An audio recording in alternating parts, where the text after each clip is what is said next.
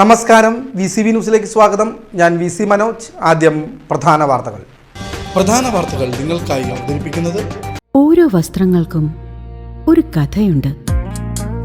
ആഘോഷത്തോളം വളർന്ന സ്വപ്നങ്ങളുടെ കഥ. Beauty silks. വാക്കുകൾ നിശബ്ദമാകുമ്പോൾ വസ്ത്രങ്ങൾ സംസാരിക്കട്ടെ.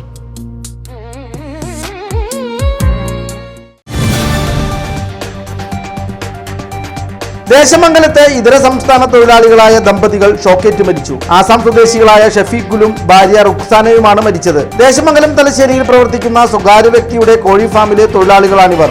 ഫാമിന് ചുറ്റും സ്ഥാപിച്ചിരുന്ന വൈദ്യുത വേലിയിൽ നിന്നാണ് ഇരുവർക്കും ഷോക്കേറ്റത്. മൃതദേഹം പോസ്റ്റ്മോർട്ടത്തിനായി മെഡിക്കൽ കോളേജിലേക്ക് മാറ്റി. ചെറുതുരുത്തി പോലീസ് അസ്വാഭാവിക മരണത്തിന് കേസെടുത്ത് അന്വേഷണം ആരംഭിച്ചു.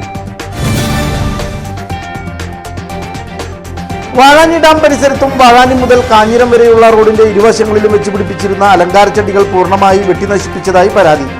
വിനോദസഞ്ചാരികളെ ആകർഷിക്കുന്നതിനായി ലക്ഷങ്ങൾ ചെലവഴിച്ച് മുമ്പ് നട്ടുപിടിപ്പിച്ച ചെടികളാണ് റോഡ് വൃത്തിയാക്കുന്നതിന്റെ പേരിൽ നശിപ്പിക്കപ്പെട്ടത്. പൊതുപണം ദുരുപയോഗം ചെയ്യുന്ന ഇത്തരം നടപടികൾക്കെതിരെ ശക്തമായ പ്രതിഷേധം ഉയർത്തുമെന്നും നശിപ്പിക്കപ്പെട്ട പ്രദേശങ്ങളിൽ വീണ്ടും ചെടികൾ വെച്ചുപിടിപ്പിക്കണമെന്നും BJP ആവശ്യപ്പെട്ടു.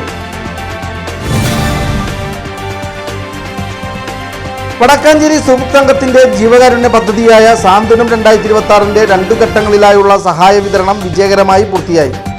2 ഘട്ടങ്ങളിലായി 92 പേർക്ക് ചികിത്സാ സഹായവും 20 കുട്ടികൾക്ക് വിദ്യാഭ്യാസ സ്കോളർഷിപ്പും നൽകി. പരവൂർ വനിതാ ഇൻഡസ്ട്രിയൽ ട്രെയിനിംഗ് സെന്ററിൽ നടന്ന 2ാം ഘട്ട സമാപന ചടങ്ങിൽ വടക്കാഞ്ചേരി സൂപ് സംഘം പ്രസിഡന്റ് പ്രസാദ് പറയിരിക്കലിന്റെ അധ്യക്ഷതയിൽ ചേലക്കര MLA UR പ്രദീപ് പരിപാടി ഉദ്ഘാടനം ചെയ്തു.